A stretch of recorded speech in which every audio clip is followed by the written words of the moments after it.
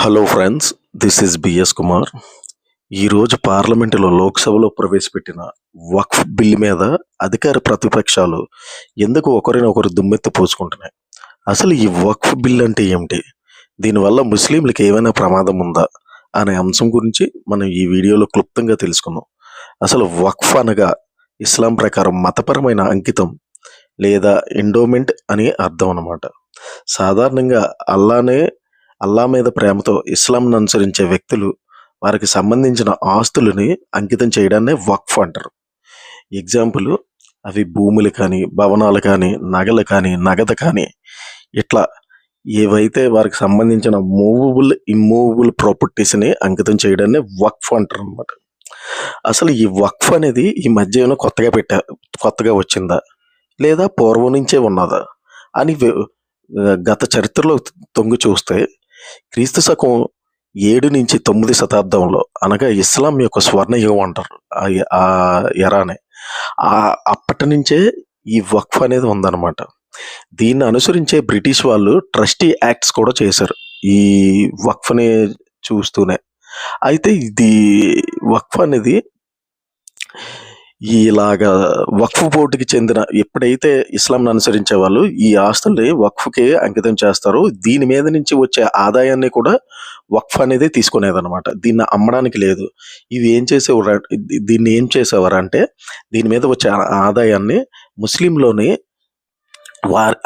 వెనుకబడిన వర్గాలు, బాగా పేదవాళ్ళు, వాళ్ళకి సంక్షేమం కోసం ఖర్చు పెట్టేవారు అనమాట. ఎగ్జాంపుల్ చూస్తే మదర్సాలు నిర్మించడం, అంటే మదర్సాలు అంటే విద్యను బోధించే మఠాల టైప్ అనమాట. అలాగనే వైద్యశాలలు ఏర్పాటు చేయడం, ఆ వైద్యశాలలు ఏర్పాటు చేసి వైద్యాన్ని ఉచితంగా అందించడం, ఇట్లా చేసేవారు అనమాట. దీని మీద వచ్చే ఆదాయంతోనే వాటిని మెయింటైన్ చేస్తూ ఉండేవారు. అంటే స్కూల్స్లోనే ఆ మఠాలు నిర్వహిస్తే వాటిలో ఉన్న టీచర్లకి జీతాలు ఇవ్వడం, అట్లానే వైద్యులకి జీతాలు ఇవ్వడం, ఇలాగా దాని మీద వచ్చిన ఇన్కమ్ అంతా వీటికి ఖర్చు చేసేవారు అనమాట. అయితే ఇలా ఖర్చు చేస్తుంటే మరి ఎందుకు ఇది ఇంత వివాదం అవుతుంది? దీనివల్ల ఏంటి, ముస్లిమ్స్కి ఎటువంటి ఏమైనా ప్రమాదం ఉందా అని చూసుకుంటే, అయితే ఒకసారి ఈ వక్ఫ్ బోర్డుని క్లియర్గా చూస్తే, దీంట్లోనే దేశవ్యాప్తంగా ఒక వక్ఫ్ బోర్డు అనేది ఉంటుంది. అలాగే రాష్ట్ర వ్యాప్తంగా రాష్ట్రానికి ఒక వక్ఫ్ బోర్డు ఉంటుంది. అయితే ఇందులో మెయిన్గా కీలకంగా దీంట్లో ముగ్గురు ఉంటారు అనమాట. ఒకరు వకీఫ్, అంటే ఈ వక్ఫ్ స్థాపకుడిని వకీఫ్ అంటారు అనమాట. అలాగే ముత్తవల్లి, ఈయన ట్రస్టీ ఉంటారు అనమాట ఈ బోర్డులో. అలాగే కది, అంటే న్యాయమూర్తి. వీరి ఆధ్వర్యంలోనే ఇవి నిర్వహించబడేవి అనమాట. వన్స్ దీంట్లో వక్ఫ్లోకి వచ్చిన వాటిలో దీంట్లో ప్రభుత్వం యొక్క ఇన్వాల్వ్మెంట్ కానీ, అలాగే కోర్టుల యొక్క ఇన్వాల్వ్మెంట్ కానీ ఉండదన్నమాట. ఇది చూసుకుంటే దీని మీద యాక్ట్స్ కూడా పూర్వం ఎప్పటి నుంచి అంటే 1913, అనగా బ్రిటిష్ వాళ్ళ కాలం నుంచి కూడా ఈ వక్ఫ్ యాక్ట్స్ అని ఉన్నాయన్నమాట. దీనికి అనుగుణంగా 1923లో ఒక చట్టం వచ్చింది. దీన్ని అనుసరించే 1954లో ఒక చట్టం వచ్చింది. అట్లానే చూసుకుంటే దీని మెయిన్ యాక్ట్ అనేది 1995లోనే దీనికి అపరిమితమైన అధికారాలని కట్టబెట్టింది అనమాట వక్ఫ్ బోర్డుకి. వన్స్ ఈ వక్ఫ్ బోర్డు ఏదైనా డిసైడ్ చేసిందంటే ఆస్తులు అనేది తమది అని అనుకుంటే, అంటే ఎప్పుడైనా దీనికి రాసిచ్చారు, రికార్డ్స్లోనే ఉన్నది, దీనికి సంబంధించిన ఆస్తులు అని అనుకుంటే ఇది ప్రకటించవచ్చు అనమాట. ఇది వక్ఫ్కి చెందిన ఆస్తి అని చెప్పి. ఎప్పుడైతే దీంట్లో ఒక సర్వేయర్ ఉంటారు, ఆయన ఇది సర్వే చేసి డిసైడ్ చేస్తారనమాట, ఇది వక్ఫ్కి చెందిన ఆస్తి కింద. ఎప్పుడైతే ఇలా అయిందో దీంట్లో ప్రభుత్వం ఇన్వాల్వ్మెంట్ ఉండదు, అట్లానే కోర్టులో ఇన్వాల్వ్మెంట్ కూడా ఉండదు అనమాట. ఇది ఇటీవల ఎందుకు అంత వివాదం జరిగిందంటే, తమిళనాడులో ఒక గ్రామాన్ని ఇలాగే వక్ఫ్కి చెందిన స్థలం కింద ప్రకటించింది. అక్కడ నివసించే వాళ్ళందరూ హిందువులు. ఇది ఎప్పుడైతే ఈ విధంగా ప్రకటించిందో దీనివల్ల ఏమవుతుందంటే అక్కడ ఆ హిందువులు అనేది ఖాళీ చేసి వెళ్ళిపోవాల్సి వస్తుంది అనమాట. ఇలాగా ఇది పెద్ద వివాదం అయింది ఈ మధ్యకాలంలోనే. దీన్ని అనుసరించే ఎప్పుడైతే ఈ 1995 చట్టం ఉన్నదో, దీంట్లో వక్ఫ్ బోర్డుకే అనేక అపరిమితమైన అధికారాలు ఎప్పుడైతే కట్టబెట్టి ఉన్నదో, దీనికి సవరణలు చేయాలని ప్రభుత్వం భావించిందనమాట. అందువల్ల దీన్ని చూసుకుంటే దీనికి సంబంధించిన యాక్ట్ అనేది ఈరోజు లోక్సభలో ప్రవేశపెట్టిన బిల్లుకి సంబంధించిన యాక్ట్ వక్ఫ్ బోర్డు 224 యాక్ట్ అనమాట. 2024 యాక్ట్. ఈ యాక్ట్ అనేది చూసుకుంటే గత ఆగస్టు 8వ తేదీన పార్లమెంట్లో ప్రవేశపెట్టారు.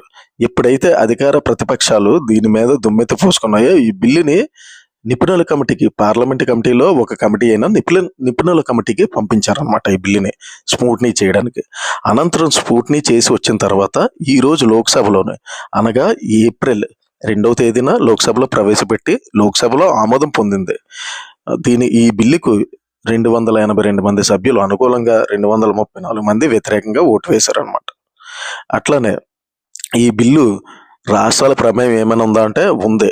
ఎందుకంటే ఇది ఉమ్మడి జాబితాలోకి వస్తుంది. మతపరమైన అంశాలు ప్లస్ ఈ ట్రస్టీలు అనేవి రాజ్యాంగంలోని స్టేట్ జాబితా అండ్ కేంద్ర జాబితా, రాష్ట్ర జాబితా, ఉమ్మడి జాబితా, ఈ 3 జాబితాల్లో చూసుకుంటే ఉమ్మడి జాబితాలోనే వచ్చిన ఏ అంశాన్నైనా సరే కేంద్రము ప్లస్ రాష్ట్రము 2 చట్టాలు చేసుకునే అధికారం ఉందన్నమాట. అందువల్ల ఈ బిల్లు ఆమోదం పొందాలంటే 2/3 పార్లమెంట్లోనే మెజార్టీ ఉండాలి.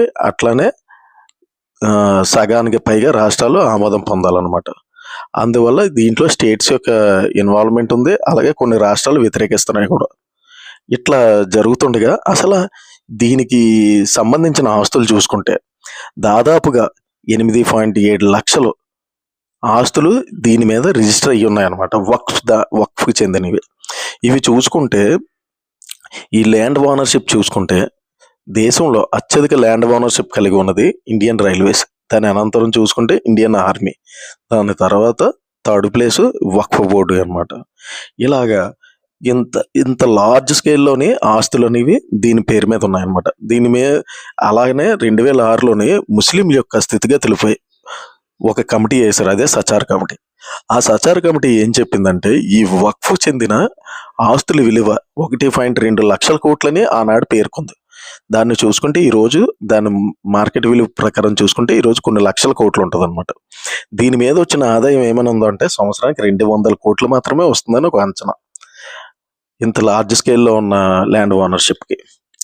ఇలా చూసుకుంటే ఇప్పుడు అత్యధికంగా ఈ యొక్క వక్ఫ్ యాక్ట్ 2024లోనే మెయిన్గా ఇది ఎందుకు అంత వివాదం అవుతుందంటే దీని మీద ఒక బోర్డు నియమించారు. ఈ బోర్డులోని మెంబర్స్ని చూసుకుంటే ముస్లింయేతర వ్యక్తులు ఉండొచ్చు, ఒక లేడీస్ని కూడా అంటే ఆడవారిని కూడా నియమిస్తున్నారు అనమాట.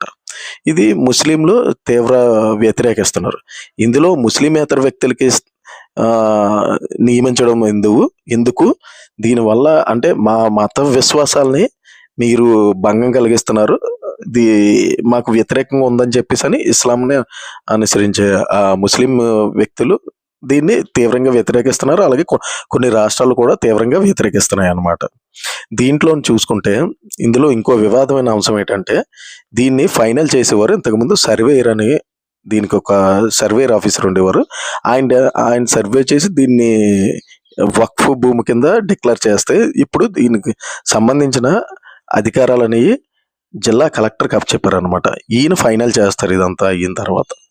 అలాగే ఇంతకు ముందు ఏదైతే వక్ఫ్ పరిధిలోకి వచ్చిందో దీని మీద కోర్టులోకి కేసులు వేయడానికి అయ్యేది కాదనమాట. అంటే కోర్ట్స్ ఇన్వాల్వ్మెంట్ కానీ ప్రభుత్వం ఇన్వాల్వ్మెంట్ కానీ ఉండేది కాదు. కానీ ఈసారి అటువంటిది లేదు.